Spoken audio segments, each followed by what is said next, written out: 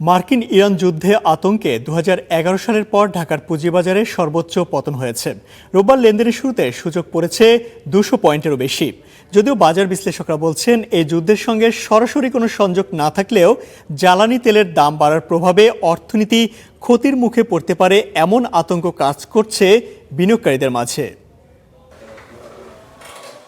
মার্কিন ইরান যুদ্ধের প্রভাবে বাংলাদেশের অর্থনীতিতেও প্রভাব পড়বে এমন আতঙ্ক থেকে রোববার ঢাকা স্টক এক্সচেঞ্জে লেনদেনের শুরুতেই সূচকের পতন হয় ২০০ পয়েন্টের বেশি। ২০১১ সালের জানুয়ারির পর এমন হঠাৎ পতন দেখেনি ঢাকার পুঁজিবাজারের বিনিয়োগকারীরা। সবাই আশাবাদী ছিল যে বাজার ভালোই হবে, কিন্তু হঠাৎ করে গতকালকে মধ্যপ্রাচ্যের এই উত্তেজনা মানুষের মধ্যে আবার একটা ভয় ধরিয়ে দিয়েছে যে সামনে কি হয়। আস্তে আস্তে একটু রিকভারি দেওয়ার চেষ্টা করছিল, কিন্তু সেল প্রেশার এত বেশি যে এখনো রিকভারি দিচ্ছে না।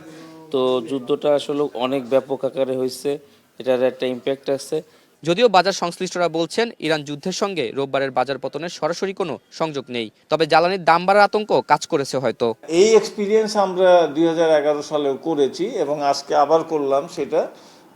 আমার কাছে মনে হয় যে এটা অ্যাবসলিউটলি একটা মনস্তাত্ত্বিক বিষয়। ওই যুদ্ধের সাথে আমাদের কোনো রিলেশনশিপ নাই। একটা মাত্র রিলেশনশিপ আছে, যেটা তেলের দাম একটু বেড়ে যাবে, সেইটা ছাড়া আর কোনো আমি দেখছি না, ইনভলভমেন্ট দেখছি না। রোববার পুঁজিবাজারে লেনদেন শেষে সূচক কমেছে প্রায় ১৩৯ পয়েন্ট। লেনদেন হয়েছে ৭৭৫ কোটি টাকা। সবচেয়ে বেশি কমেছে জ্বালানি খাতের কোম্পানিগুলোর শেয়ারের দাম। কিছু তো ক্ষতি হয়েছে, বাট পজিটিভ সাইড দেখেন যদি আপনার, আমার ভলিউম কিন্তু আজকে ৭০০ কোটি টাকার উপরে। তার মানে we had buyers in the market.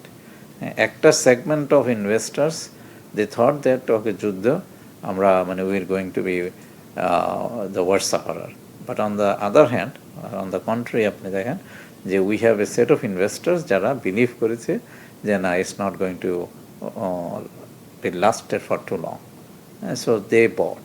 যুদ্ধ আতঙ্কে পুঁজিবাজার স্বাভাবিক রাখতে বিনিয়োগকারী প্রতিষ্ঠানগুলোর মাধ্যমে সরকার ব্যবস্থা নেওয়ার পরামর্শ সংশ্লিষ্টদের। আতাউর নিয়ন, স্টার নিউজ, ঢাকা।